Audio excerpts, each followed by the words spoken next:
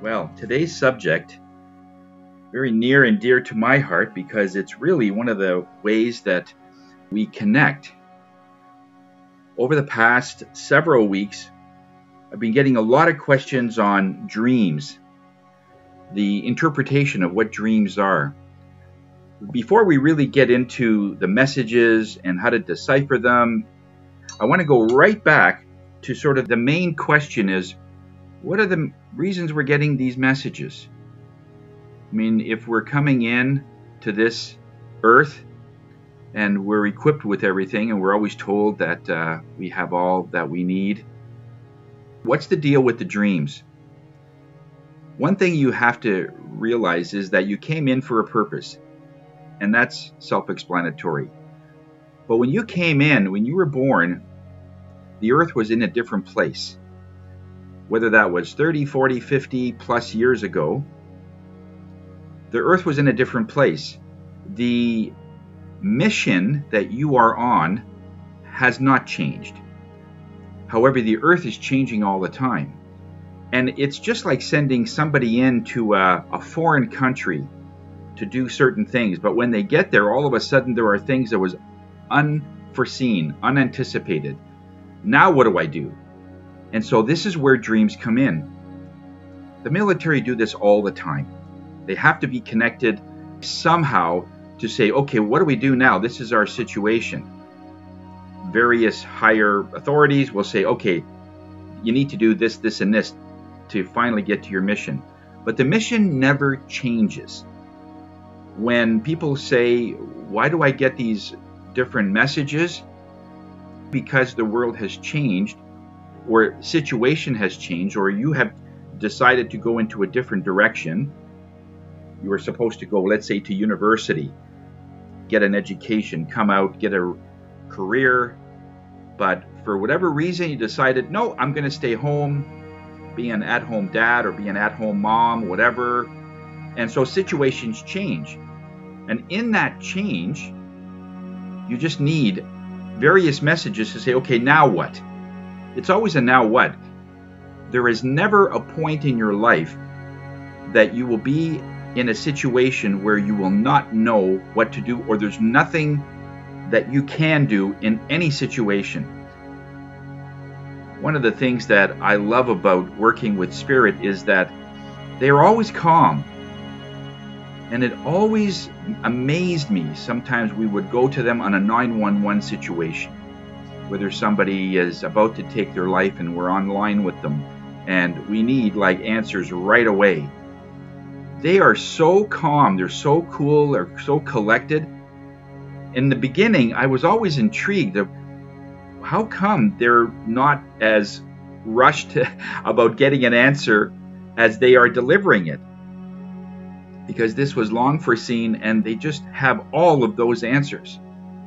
And even as connected as we are, and as well connected as we are, there are times where, okay, how do we get around this? And so when we connect, those messages that we get is what we're going to be talking about today. And we're going to give you some very simple techniques of how to start this process of getting messages. Now, we've talked about intuition, and some people are connected in different ways than others. And this isn't about a comparison.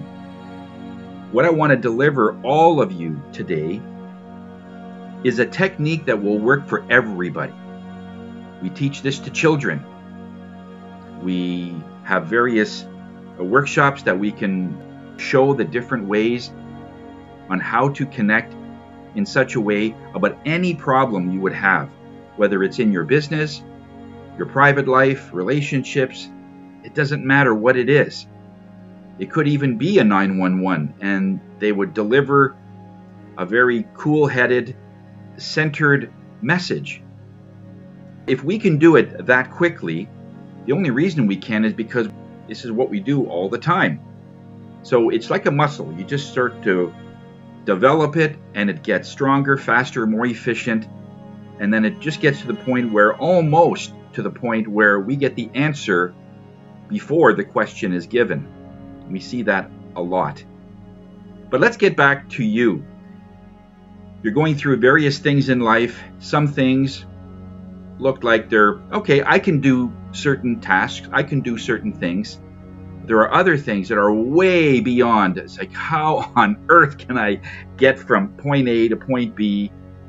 And it doesn't matter whether you're in another country and you're moving, or you're with another relationship and you're realizing that, okay, that has to somehow develop, and you're just not seeing a solution. At that point, and this applies for anything regarding getting messages, always remember, try to get your human head out of the way, because most times you're tripping over it. Got a question a few days ago. A person described a dream to me.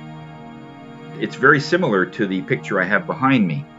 It's about this blonde lady she saw on a white horse, and she was running through the field, and it went to a kingdom.